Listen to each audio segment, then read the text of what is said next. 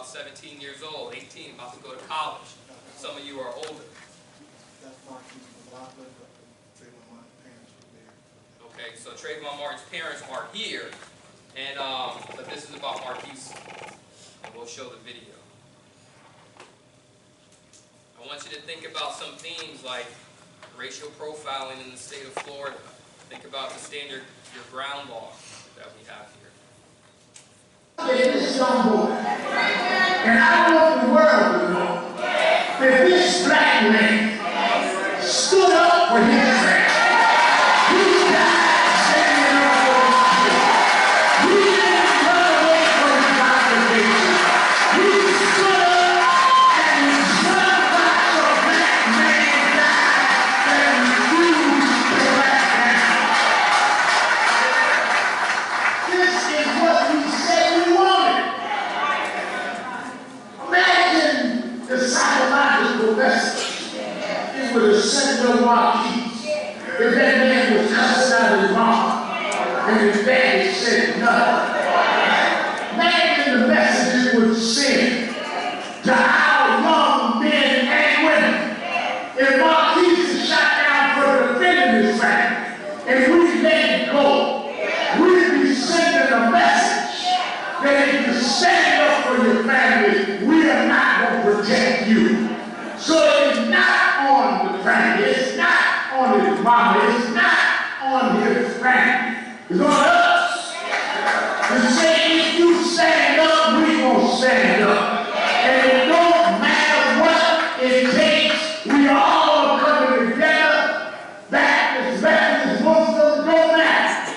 NAACP, National Action Network, Black Lives Matter, don't matter. They don't ask you what you're a member of when they shoot you.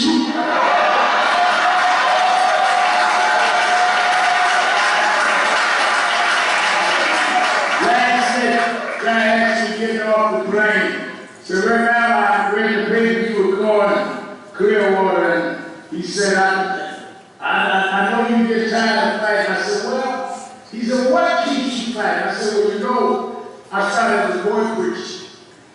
And the reason I keep fighting is because I really believe in the word. I get over got this thing talk about this I know. But one thing I know is the word is right. And every time I get discouraged, I read the 37th Psalm.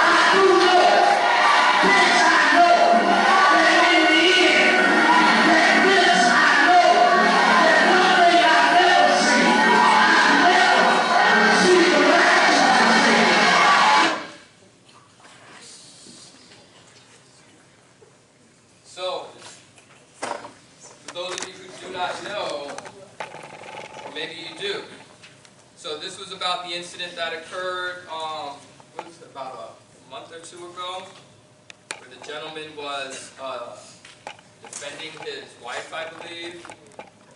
She had pulled into a parking space, and the gentleman got out and started arguing with her, threatening her, and her husband came over, shoved the guy, pushed him away, and while the man was on the ground, he pulled out a gun and shot and killed the gentleman. Okay. So again, this is in Florida, again, where we all live, and we're all subject to these types of laws, and we are all possibly could be involved in situations like this. So just to give you a little bit of context, according to the American Civil Liberties Union, racial profiling refers to the discriminatory practice by law enforcement officials targeting individuals for suspicious behavior, suspicions of crime, based on the individual's race, ethnicity, religion, or national origin. Criminal profiling, generally as practiced by police, is a reliance on a group of characteristics they believe to be associated with crime. For example, they use race to determine which drivers to stop for minor traffic offenses. We've all heard about driving while black, and now it's almost like living while black.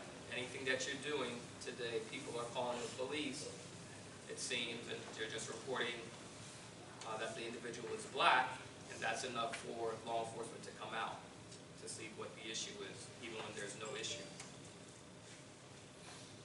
It's also the use of race to determine which pedestrians to search for illegal contraband. In New York City, those of you who are from out of the state, they used to have stop and frisk laws, and they would just randomly stop young black and Hispanic men and pat them down to see if they had contraband on them, see if they had warrants or anything that they could arrest them for. Okay? So kind of to bring this back, we're starting again with the discussion about Trayvon Martin, who died in 2012. He was shot and killed by George Zimmerman. I don't believe they used a stand your ground defense in that case, but it was that law that came into light because of that incident.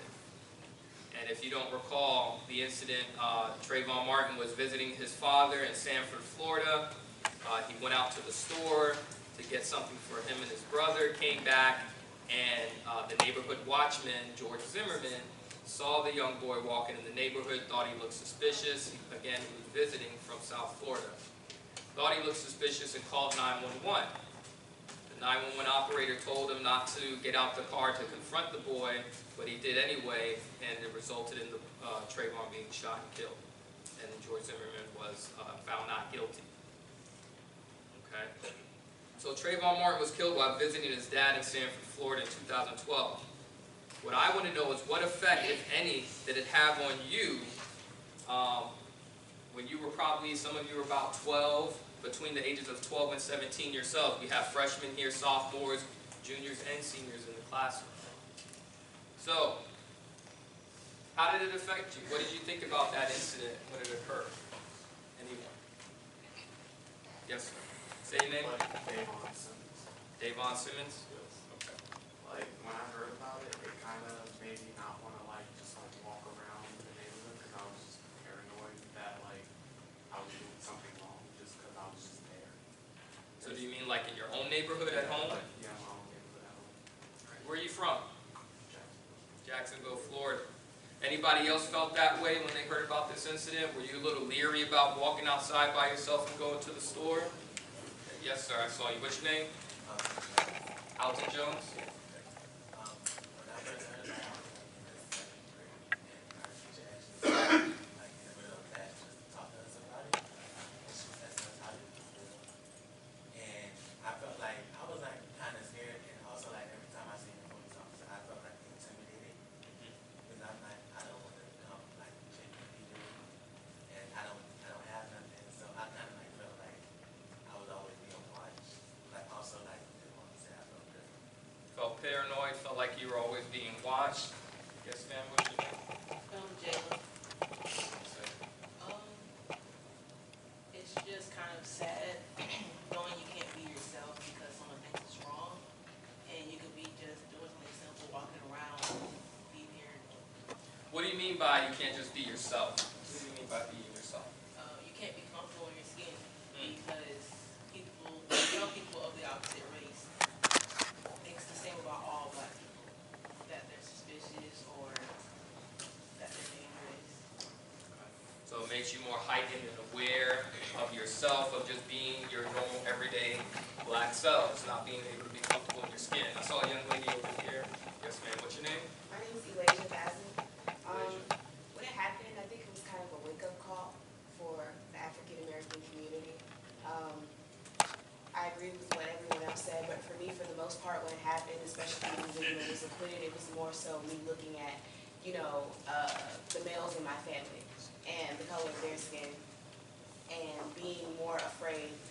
For them, obviously women have the same I don't want to say opportunity, but the same thing could happen to them.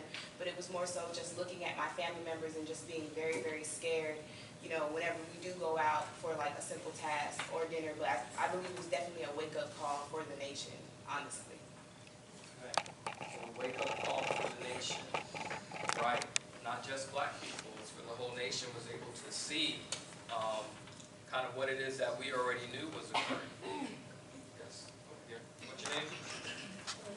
Jordan. It was like the first time. It was like the first time I really noticed. I don't want to say notice racism. Like, you know, your parents talk about it, but it wasn't like nobody had ever seen something like this. So when that happened, I was at an all-white school at the time, and I was just kind of scared to walk down the hallway. Like, I got into arguments with most of my friends about like whether George was guilty or not, etc. And it just, it almost made me not want to be black, like especially because I was going to a mostly white school. Everybody just kind of looked at me differently after that. So, you said that you were at a predominantly white school, right? So, what did you notice there? Were there any students that were supportive, that felt that Trayvon Martin didn't have to die in that incident? Did you feel like there wasn't that much support there? Some kids weren't talking about it, but like, my best friend at the time, I got into a really big argument with her, whether he was guilty or not, because she believed that he was not guilty. And, you know, it damaged the friendship. That's very interesting. We all went, some of you all may have gone to the premiere of that movie, The Hate U Give. It sounded very similar. African-American girl at a predominantly white school where they were using the killing of that unarmed black man as a reason to get out of class and not take exams, more so than to protest for the cause. And the young lady had a friend as well who she ended up getting in an argument with about the shooting because her friend was taking the side of the officers. Do any of you live in communities, predominantly white communities, around the time when this happened? I kind of live in a predominantly white community because I went back and forth to Lehigh, Miami, and they didn't talk about, like the white kids in my area, they didn't talk about it, but after Trump became president, that's when racism really started to show. Because I would hear stuff going around like white power and all that, but they didn't talk about the Trump Interesting. thing. So after President Trump got into office, it seemed like people were more willing to vocalize how they felt about those incidents, about shootings of unarmed black persons in the state of Florida. Anyone else notice that? Do you feel like people are more vocal about their true feelings when it comes to race? Shanice? Okay, my name is Shanice Pierce, and in my opinion, racism never ended. It's just like at that incident with Trayvon, it was an example of it showing. And as she said, when Trump became president, it's like the Caucasians, they had a reason to act or say racial slurs and all of that, and you know, without getting profiled or anything, because you know, obviously the president supported it. So, in my opinion, never ended. Like it was just a way of showing. Like one incident just came out because there's many incidents that never come out. Right, so there are many incidences that maybe not have gotten as much publicity. But since that incident occurred, do you think that there have been more mistreatment of blacks since that Stand Your Ground incident, or since the killing of Trayvon Martin in the state of Florida in particular, or in the country? What's your name, sir? My name is Lloyd Gibson. Lloyd? I felt like that after that, people was like, oh, I can get away with like shooting people, and I know they'll have my side. So I felt disrespected because I kind of felt like if he got away with it, any other person who kills a black person can use a lame excuse and feel like everybody's going to be on their side. Right.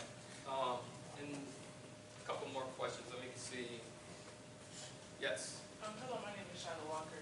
And another thing that I noticed during that situation, that trial, was when it was going through the media, they were also like bringing up Trayvon's like past, like the negative things that he did, or like in his past, to try to make it seem like he was a thug or, you know, someone who misbehaved, so it'll look bad on his end. So it wouldn't be like the card that would be saying, oh, a young innocent black man was killed, oh, he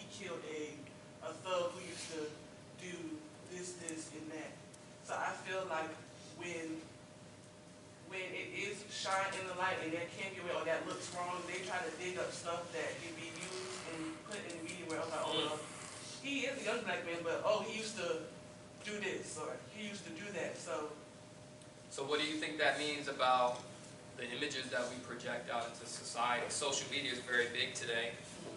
Everybody's recording everything, posting it, taking pictures, Snapchat, Instagram. What do you think about the images that we put of ourselves out there? Yes, what's your name? Hi, my name is Alicia Dickinson. I feel like you have to be really aware of the things that you post on social media because you never know who's watching, you never know who's looking to see what you're doing. And just like Trayvon Martin, the stuff that he posts on social media, I don't think that he thought that that would really impact him even after he's dead. So it's like, you never know what's going to happen, so you really need to be aware of what you put out there for the world to see. Right. So you all, think about this. You are future professionals. You're posting stuff on the web that'll never go away. Even though they say Snapchat is gone in 30, 60 seconds or a day, it's not gone forever. Somebody has that. And if they need to pull it up, they can get those pictures and those videos. Right? So we have to really think about the image that we set forth. They say, they have those commercials or Sprite commercials that say image is nothing, thirst is everything. That's not true at all. Image is everything because people perceive you from far away first. And how you present yourself is how they're going to treat you and judge you. Right or wrong, it doesn't matter. That's human behavior. That's how we interact with each other. Yes, what's your name? Hi, my name is Gabby Ariel. How we portray ourselves on social media, I feel like it's different if you're African American. Because how they attacked Trayvon Martin, because they were like, oh, he's done drugs before, he's a thug, he's this, he's that, because they caught a photo of him from social media. When they saw that one photo, they just thought that he was a terrible person overall. But February 14th, 2018, when the Parkland shooting occurred with Nicholas Cruz, they had full evidence of him threatening to shoot up schools on social media. He had multiple videos of him talking about how he was tired of the school, he was tired of all the other students, and how he wanted to end them, and how he was plotting. But when they saw those, and they perceived those photos, they thought that he was just an innocent child, that he didn't know what he was doing. And he came from a broken home, he had mental issues. So I feel like if you're African American, you just don't get certain privileges, and that you have to be more careful on what you do. You can't be comfortable like how other races are.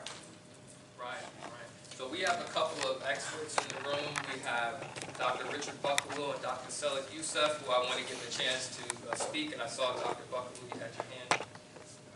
Well, several people have made some good points. I mean, if you go back in history, this is nothing new. I mean, African Americans have always been characterized a certain way, especially when it comes to violence. And I do a lot of research on lynching. You can tell in the newspaper accounts where we get most of the lynching accounts, because they didn't keep records of any kind for the most part.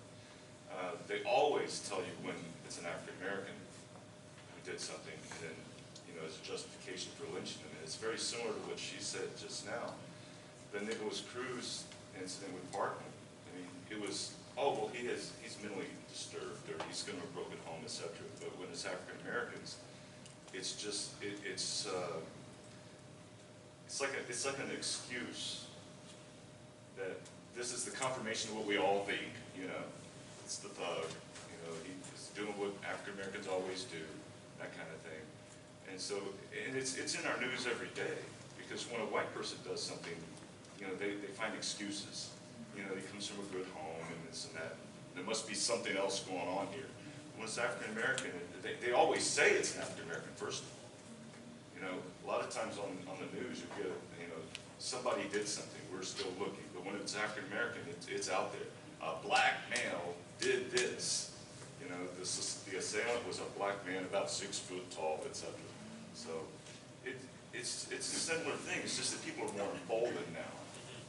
And I think these incidents, you can go back and see how they've led to an escalation of that. So what do you all think about what Dr. Buckaloo said? Did you notice that on television when you watch the news? You see them oftentimes signs tell you the race of the person when they're black, but they don't mention it when the person's not black. Do you all notice that when you watch the news and they talk about crime, who is it that they show on the news? Typically it's black people. It doesn't matter what state or city you're in. You could be in, Idaho, Colorado, Wisconsin. It seems like when I travel and I watch the local news, that's who they show. Wherever you are in the country, they tend to show crimes committed by black people. It's almost like it's entertainment, right? But you never hear, or you rarely hear or see pictures of non-black people that are out there committing crimes. Yes, ma'am. What's your name? My name is Rebecca Edisier, and for me, I feel like you're just a criminal about being black because you can do absolutely nothing, and they'll just find a reason for you to be convicted for this crime. And also that what I've seen many times, it's a global thing. It's universal. Appearance is everything for a black person. You cannot look any type of way. Like, you have to make sure you are presentable. Because sometimes you may have like a master's degree or even a PhD in what you do. But if they catch you on camera acting a fool or just looking unpresentable, they just automatically think, oh, savage. They're just not appropriate. It's like Trayvon Martin was wearing a hoodie and he looked suspicious. So it's like you can't just walk on the street. Like, I feel like growing up, as my parents always told me, you're black. You have to present yourself a certain way. You have to speak a certain way. You could speak to your friends this type of way. You could use whatever slang you would want to use with your friends. But if you're speaking to someone, higher up or of a certain color, you can't speak this way. You can't do it this way. It's just not appropriate for you to do it that way. Right. So how do y'all feel about that, though? Do you think that's how it should be? Is that how it has to be, and we have to accept that? Yes, down here. What's your name? My name is Bernica Baltimore. The thought of demising myself and my comfortability and who I am to receive the approval of somebody who's white does not sit well with me. I think that I would like for most black people to stop caring about the approval of white people and what they think of us. I agree with presenting yourself in a specific manner to professionals and those in higher positions, but to think that I can talk to my black friends this way, but I can't talk to white people this way because they're going to look at me as a thug, that makes me really uncomfortable. Dr. Youssef, do you want to comment? Yeah, I think this very conversation, it's freakishly relevant. I've been talking about, in my class, social Darwinism in particular, and how there was a construction of particularly black male criminality that came about in the late 19th century, where after slavery there was a pointed attempt to basically come up with a pseudo-science of sorts to justify what the general white population needed to think about former slaves. And what the common theme in my class is that these things aren't new. Even in the discussion of lynching, there was also the simultaneous construction of black manhood, black male criminality. And these things have basically just morphed to this day to where the one enduring thing has been the idea of the violent black male. The black male is threatening. And I think what we have is kind of what Du Bois talked about, this double consciousness of sorts, in the sense that we are conscious of the necessity to code switch, to not be a victim of the very double standards that have been victimizing us from the very moment we stepped in this country.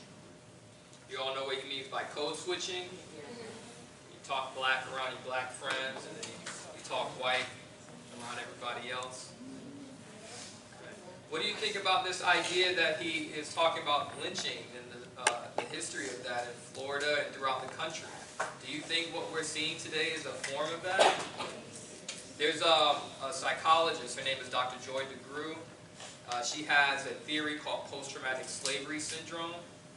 And in post-traumatic slavery syndrome, it's kind of like if you've ever heard of PTSD, post-traumatic stress disorder. Well, what her theory shows is that trauma can be passed down through generations. one, it can be passed down genetically, which is something that they found out, but also socially. Your behaviors and the way that you act, the way that you present yourself, the streets that you go down or don't go down, the way that you speak to people, all of these things are the result of past traumas and the adaptation that we have had to make in order to survive and thrive in a system of oppression. And so, according to Dr. DeGroo's theory, these things can be taught. So if you have a household where people are hypervigilant and they're anxious and they are very fearful about things because of some trauma that they've experienced through slavery, through lynchings, through beatings, public lynchings where they would string up a man or a woman and mutilate them in front of the black community to strike fear into them. And then those people would be traumatized by that event, and they therefore interact with their children in different ways. They teach their children certain behaviors, do's and don'ts, so that they don't end up lynched. Okay? And so oftentimes that is passed down through generation, and we start to behave in a way that we think is our culture. We think that's being black, and it's black culture. And it's not black culture, it's our adaptation to the society that we live in, the system of oppression and the horrors that our ancestors have been through, and they have taught us certain things in order to survive that actually today might be maladaptive. They might not be good for us to keep practicing to this day. But again, we often think of these things as black culture, but they're not. I saw some other hands. No hands? All right. So, well, what do we do about it? Do we continue to perpetuate these stereotypes by not being who we are, by not speaking how we speak, by not dressing how we dress? Do we try to fit into a mold that somebody has designed for us? Do we continue to follow the system that we're under? I see your hand. I feel as if like right now that we have to do what they want simply because like, we all want to make it home. So it's like we can't. Some words. Like, I'm pretty sure we all want to be ourselves around everyone, but it's like in some cases we just can't. Like I'm pretty sure the guy in the Hate You Give was being himself, and look what that it is. And him, you know, goofing around and stuff like that. So in some cases, you just have to put your pride aside and just do it, so you can get home to your family. Because at the end of the day, when they gun us down, they're gonna go home to their family and they're gonna possibly get off. And it's like that leaves our family with the burden of, dang, you know, my child didn't get justice, or this man is just walking around freely, and you know, I'm mourning the death of my son or daughter. So it sounds like it's a necessary evil. We still have to, you know, play the game in order to survive, because our lives can be taken. Yes. I understand where she's coming from, but I feel as though if the ones before us conformed, then we wouldn't actually be where we are today. So I believe there's a bigger picture in every situation, but well, with that being said, that there is a bigger picture in every situation, I feel as though it is our duty to not conform and to follow those rules. Now, that's not saying to push violence or anything, but there are ways around that, working through the system, you know, getting our education such as we are now, getting into positions to where we can help others and further make things better, basically is what I'm saying. But conforming is definitely not the answer, because if we conform, then we'll stay in the exact same state that we have been, and we'll just be prolonging history that is supposed to change. Okay, so that's interesting. That makes me think of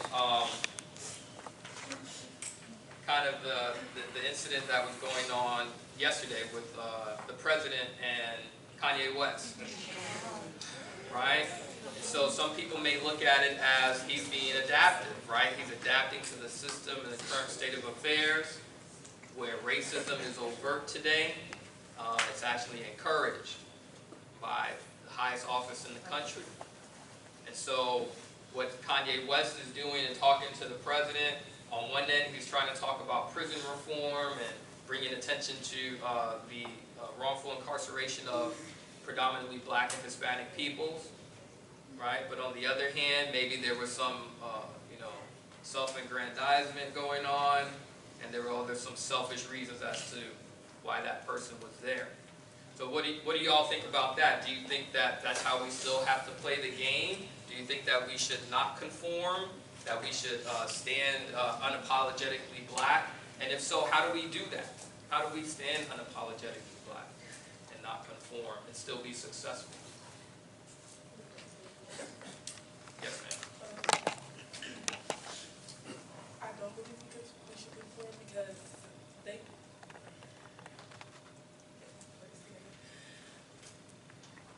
There have been recent incidences where white people will call the cops on us for silly things, like the little girl who was selling lemonade on the sidewalk, and the white woman called the cops on her, like 911, and even though she was like 8 years old. Or the family that was having a cookout in the park, and this white woman called 911.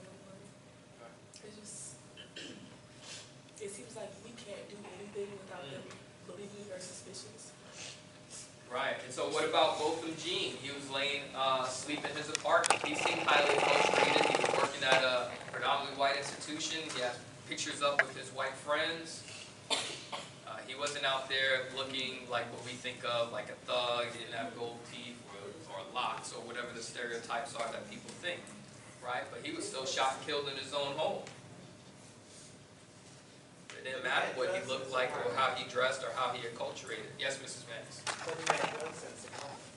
Right, so they, again, sounds like profiling.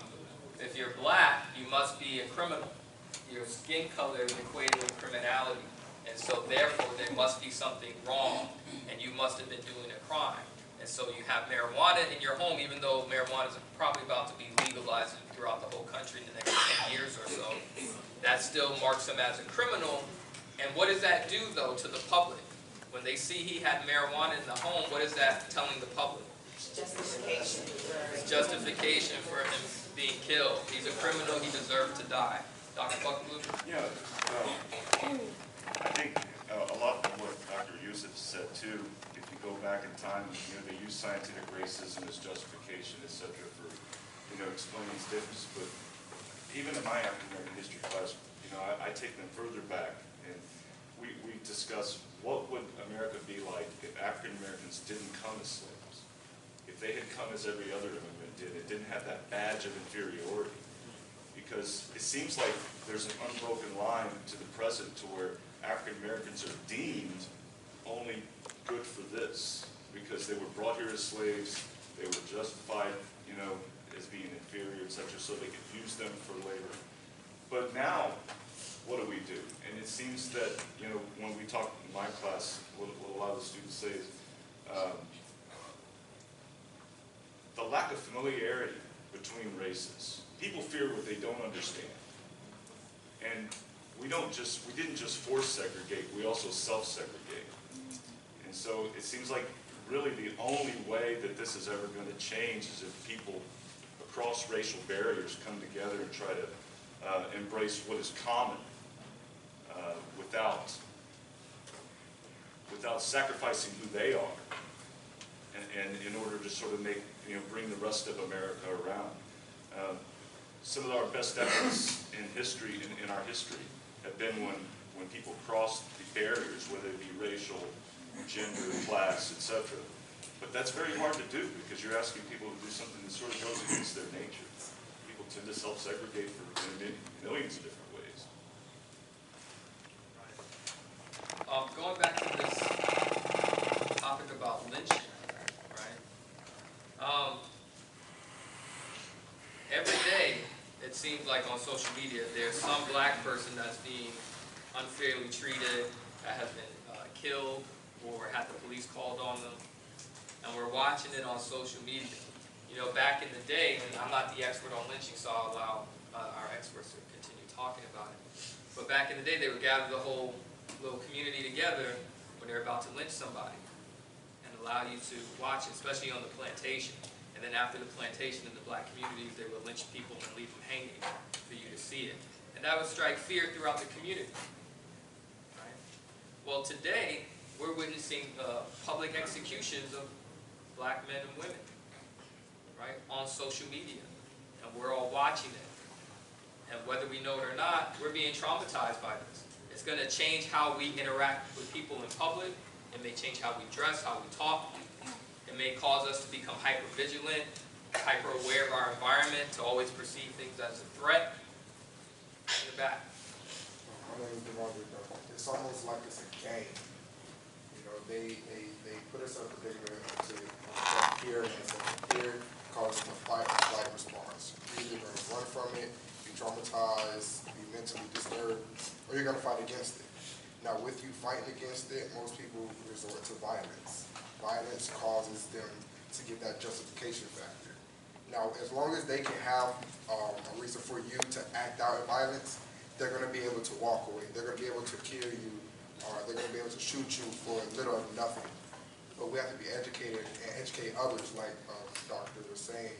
And we could get everyone to understand what is really going on. We can have people cross those borders. We can have people stand behind each other.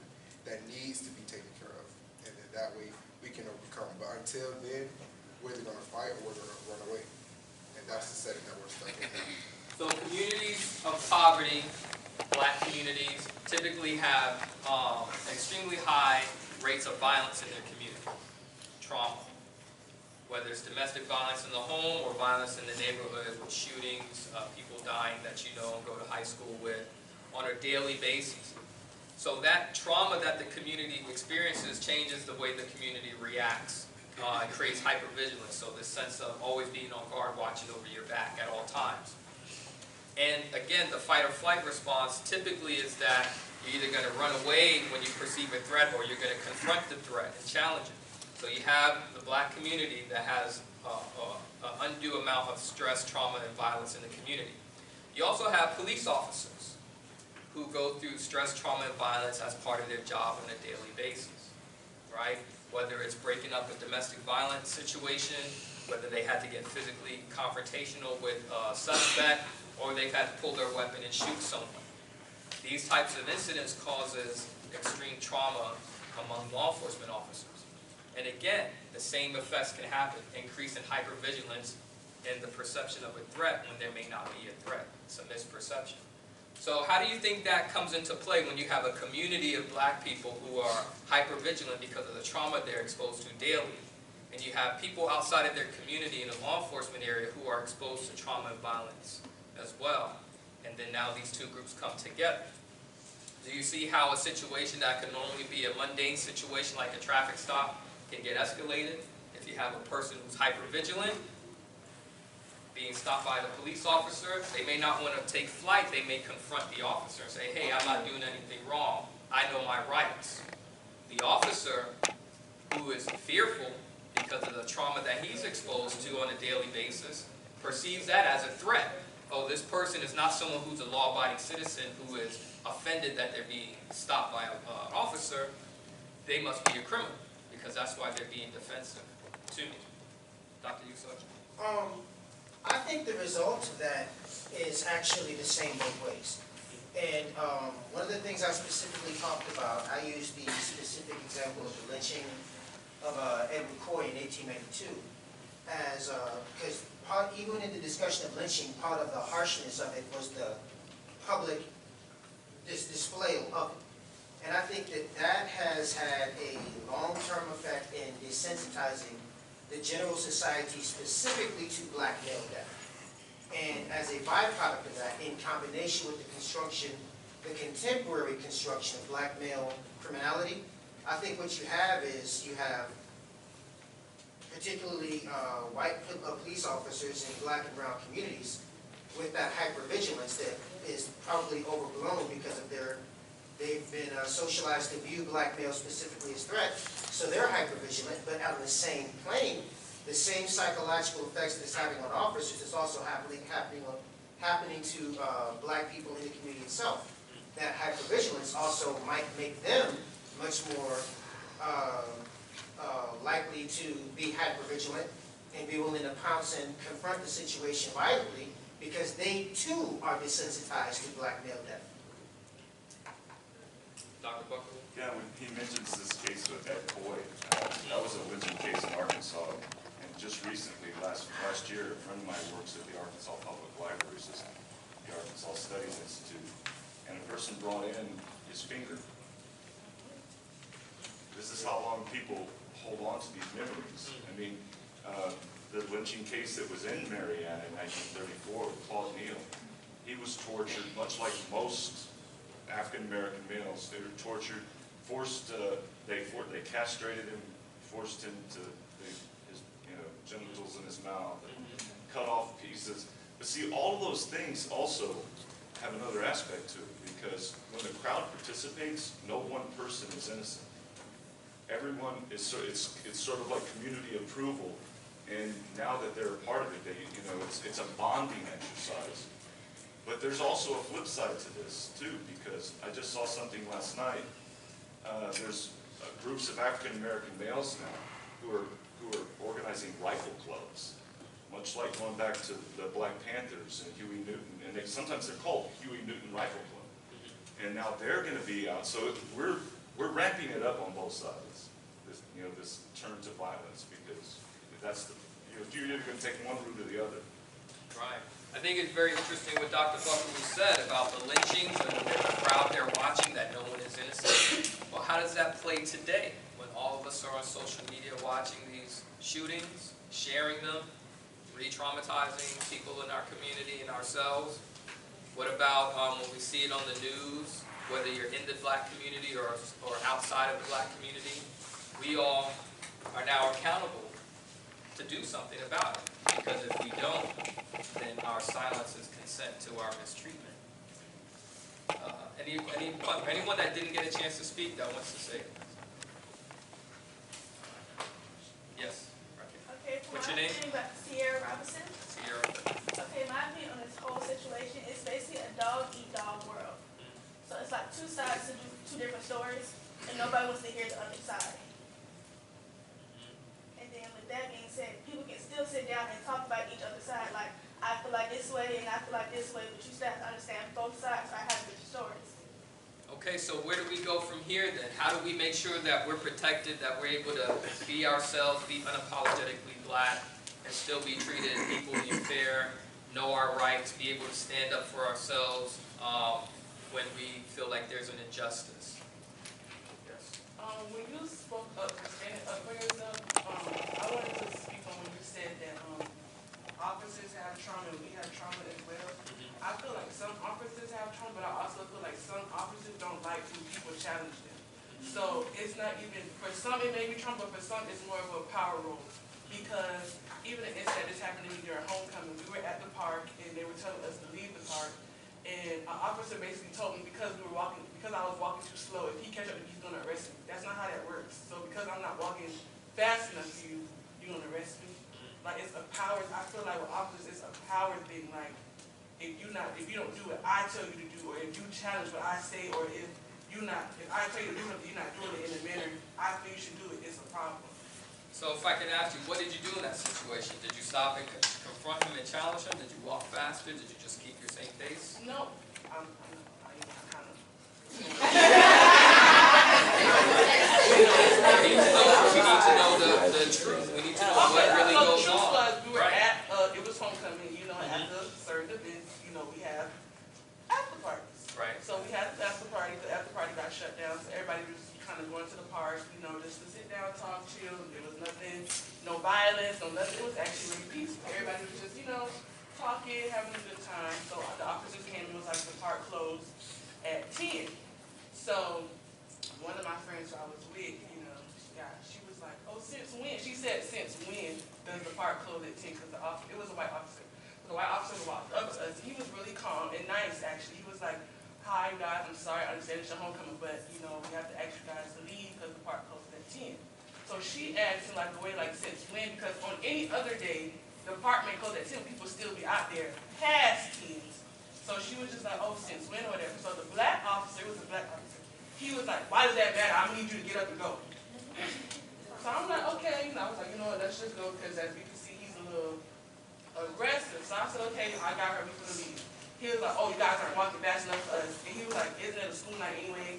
You guys need to be going to bed anyway. If I catch you, I'm going to arrest you. So I was like, I don't understand what you're getting aggressive for when we leave, like we're leaving, so you can relax, calm down, you're doing too much. Oh, y'all need to be worried about school anyway. I said, just let you know, my grades are great. I have a 3.7 GPA, so I'm okay.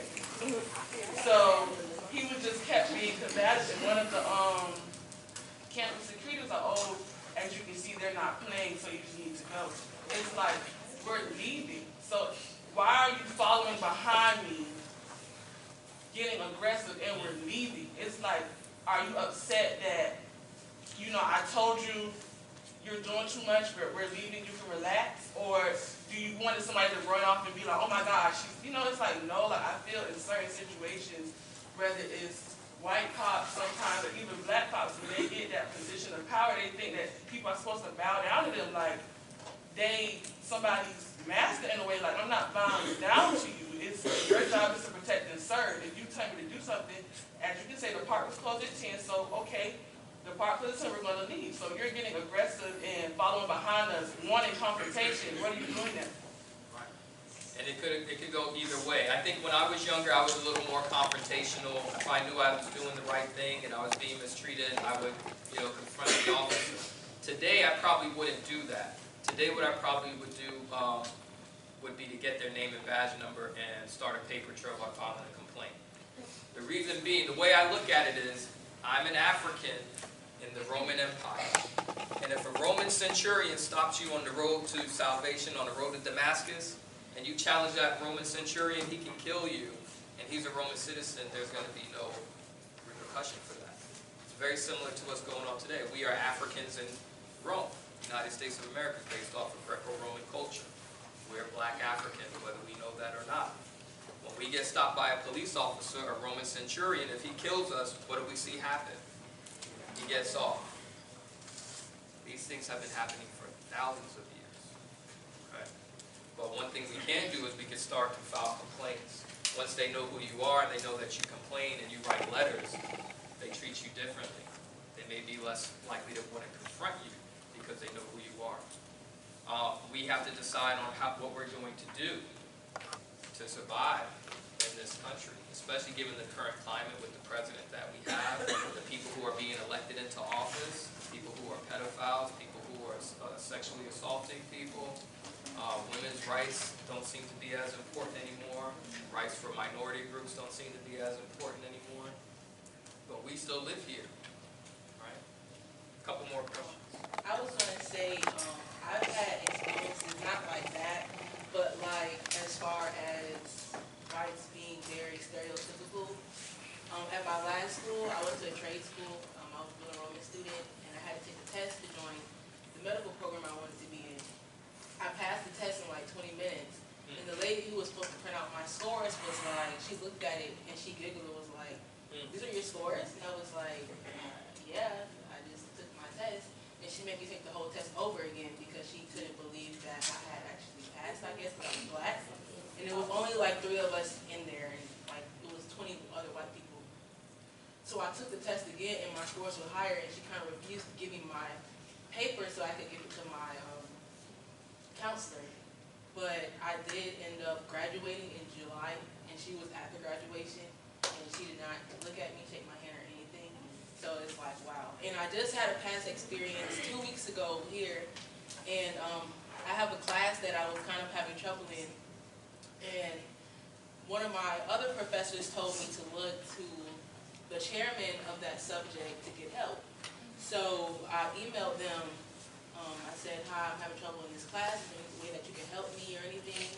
And he responded back, and he gave me information about going to tutoring. But he left 3 paragraphs saying how usually everyone passes the class. The only people who complain are the kids that come late, don't show up, aren't there, or whatever. And he was saying, "You work for the grade that you get," and was being very disrespectful. And I felt like it was very stereotypical, but like the other girl said, it's kind of like we're taught that you don't say anything, you just take what you get. And I'm now in the process still trying to get the help that I'm looking for, but it's just kind of sad that like here I am trying to get help and you don't want to help me.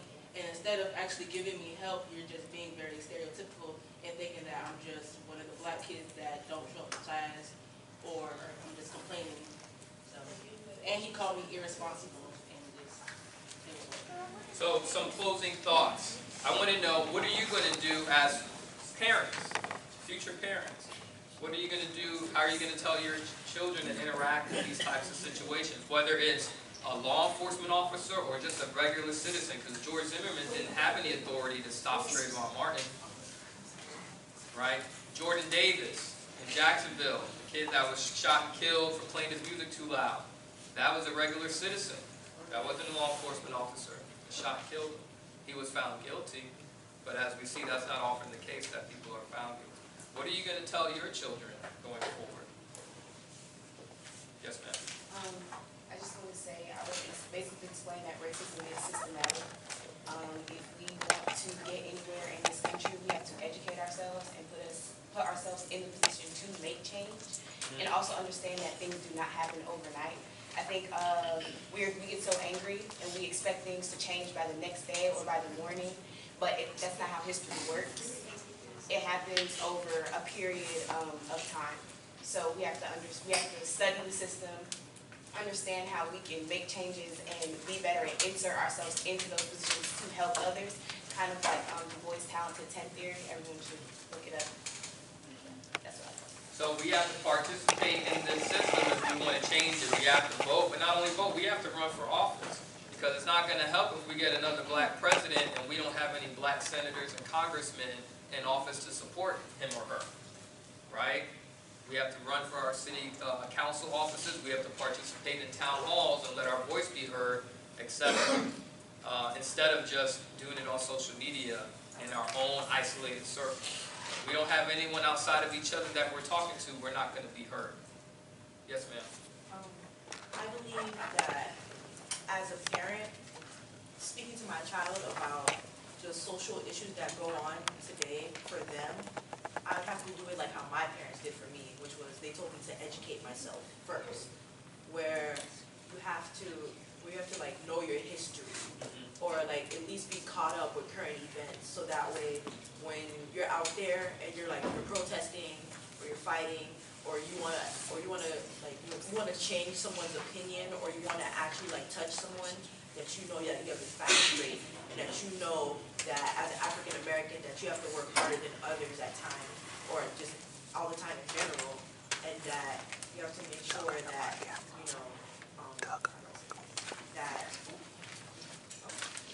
and you have to make sure that you know that you can make a change, that you can make a difference, as long as you follow up with everything in general. Okay, so yeah, stay abreast of what's going on. Know the time that we are living in, and what you need to do. If you don't know what's going on in current events, oftentimes I ask my students, did you hear about this in the news? They have no idea.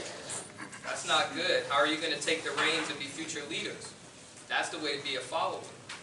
You need to know what's going on. Yes, ma'am. I feel like it's hard because you want to teach your child to be able to stand up for themselves, but you also want to protect your child as well. And it's like everybody wants to make change, but even people who fought peacefully, like Martin Luther King, he still ended up dead right now. So it's like, I feel like you have to be willing to risk your life just to make change. And it's like, if you're not willing to risk your life, it won't be change. People like Malcolm X, different people, these people risk their lives just so we can have change. And I feel like if you're not willing to do that, then you won't get the change that you're looking for. Very good. All right, we're about to wrap it up. Anyone that did not speak that would like to share their opinion, their thoughts about what we're discussing today? All right, let's give everyone a round of applause. Thank you, Dr. Buffaloon. Thank you, Dr. Youssef, for coming. Hold on. We still got 5 minutes left in class. So, Association of Black Psychologists and Psychi members, come up to the front. And this is your moment to tell about your organization. See, I got my ABSI shirt on.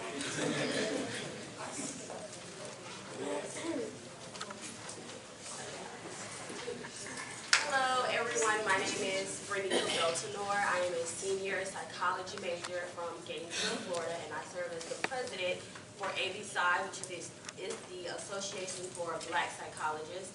We have a student circle organization here on campus, ABSI, and if you all are interested in joining, follow our Instagram page, BCU_ABSI, for future updates.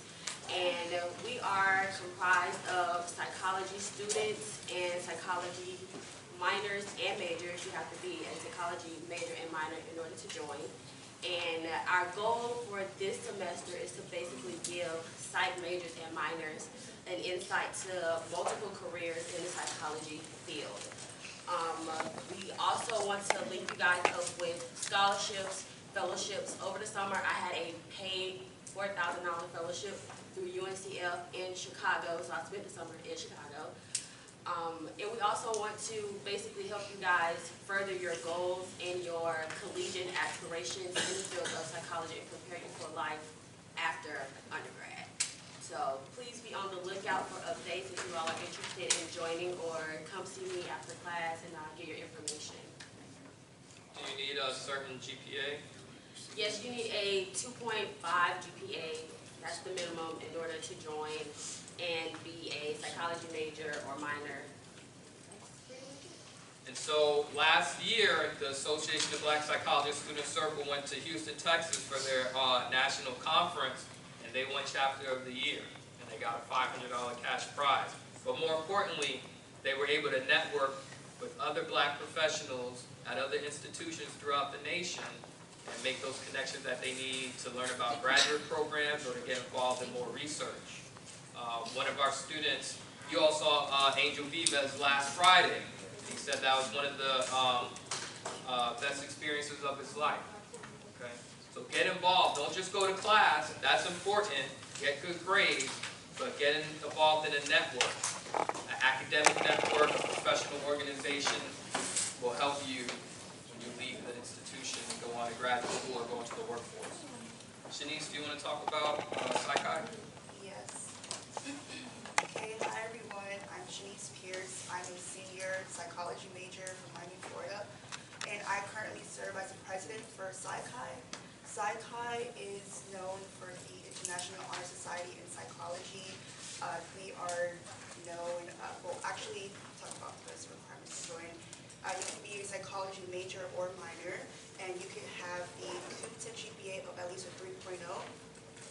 And mainly what Psychi is a society that mainly focuses on academic scholarship and success.